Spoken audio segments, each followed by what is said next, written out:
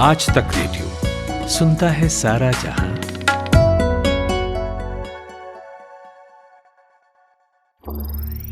ज्ञान ध्यान।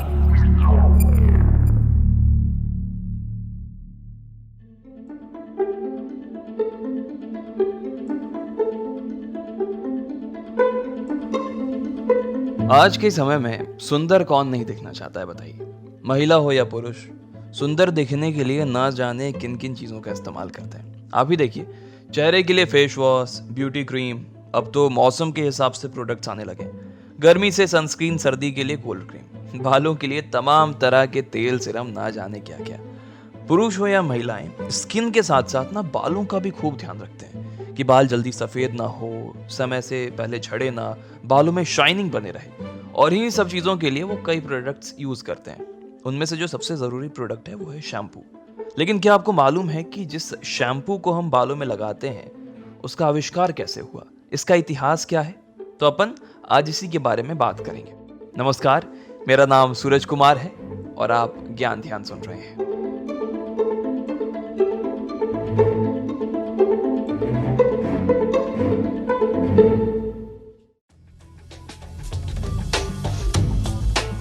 दोस्त, बात ऐसी है ना कि बचपन से हमें लगता था कि जो साबुन हमारे शरीर पर लगता है वही बालों में भी लग जाता है। और खास करके मेरे जीवन की अगर बात करें तो बचपन में माँ वही साबुन मेरे सिर पर लगा देती थी। पहली बार जब शैम्पू को सिर पर लगाया तो दिमाग में ये सवाल आया कि भाई इसको सिर में लगाने से इतना झाग क्यों आता है, साबुन से तो नहीं आता।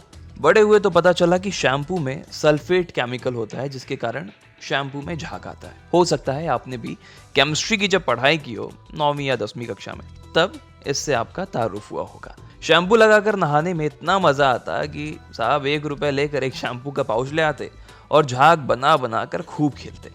वैसे शैम्पू शब्द सुनकर ना मुझे ऐसा लगता था कि कोई विदेशी शब्द होगा, लेकिन ऐसा है नहीं। शैम्पू शब्द चंपू से बना है। अब चंपू का मतलब वो नहीं जो आप अपने दोस्तों को चंपू चंपू कहकर चिढ़ाते हैं। चंपू का मतलब होता है हूट, यानी कि मसाज करना। ये संस्कृत के मूल शब्द चपटी से लिया गया है। इसका अर्थ होता है स्मूथ या शांत करना। शैम्पू के लिए पूरी दुनिया प्राचीन मिस्र की सभ्यता को धन्यवाद देती है, जबकि ये भारत की देन है। लेकिन कैसे? आज तक रेडियो में मेरी साथी हैं खुशबू कुमार, उन्होंने इस पर रिसर्च की है, उन्हीं की जुबानी सुनिए। तो सूरज, सन 1500 में प्राचीन भारत में सुंदर दिखने के लिए प्रोडक्ट बनाए गए थे कई, जिसमें शैम्पू भी शामिल था। उस समय भारत में बालों को साफ़ करने के लिए फलों के गूदे का इस्तेमाल किया जाता था, जिसमें कई जड़ी बूटियां तथा गुड़हल का फूल भी मिलाया जाता था।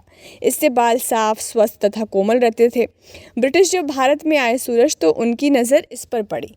बालों में लगाने के बाद उन्हें काफ़ी फ़ायदे दिखे, लिहाजा वो इसे अपने देश लेकर चले गए। उन्होंने इस नुस्खे को यूरोप तथा इंग्लैंड में पहुंचाया और वहां ये शैम्पू के रूप में पूरी दुनिया में पहुंच गया। शुरुआती में सूरज, यूरोप में भी शैम्पू सभी के लिए नहीं था। इसे केवल प्रोफेशनल हेयर स्टाइलिस्ट इस्तेमाल कर सकते थे।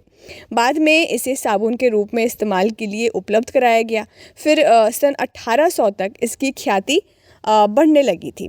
यहाँ तक कि सिख धर्म के संस्थापक और प्रथम गुरु नानक देव ने 16वीं शताब्दी में साबुन के पेड़ और साबुन का उल्लेख भी किया था।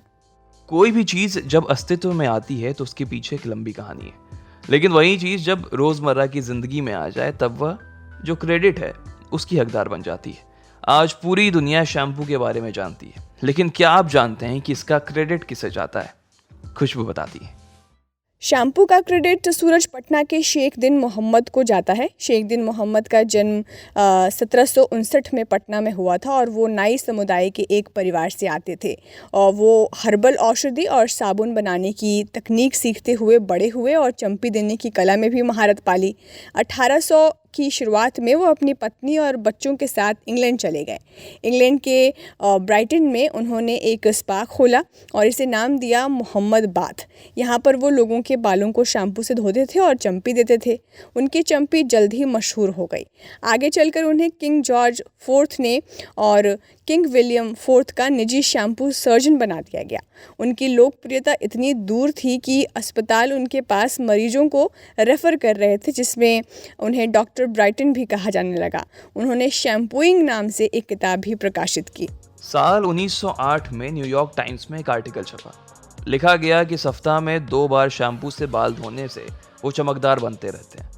इसके बाद 1920 में पहली बार लिक्विड रूप में शैम्पू बाजार में आया, लेकिन आजकल तो पान की दुकान में भी शैम्पू के 1 रुपए वाले पाउच मिल जाते हैं। लेकिन एक ज़माने में ये सिर्फ खास लोगों के लिए होता था। ब्रिटिश के लोग जब इसे लेकर गए तो ये जनता के लिए उपलब्ध नहीं हुआ। उस वक्त सिर्फ बालों के विशेषज्ञ या राजा महाराजाओं के पास ही शैम्पू होता था। तो आप चाहें तो आज बाल में शैम्पू लगाकर खुद को राजा मान सकते हैं। खैर, मजाक से इतर हमारा आज का ज्ञान ध्यान आपको कैसा लगा ज़रूर बताइएगा। पता है radio@aajtak.com। इस पॉडकास्ट को प्रोड्यूस किया है हमारे साथी शुभम ने। मेरा नाम सूरज कुमार है। इजाज़त दीजिए, शुक्रिया।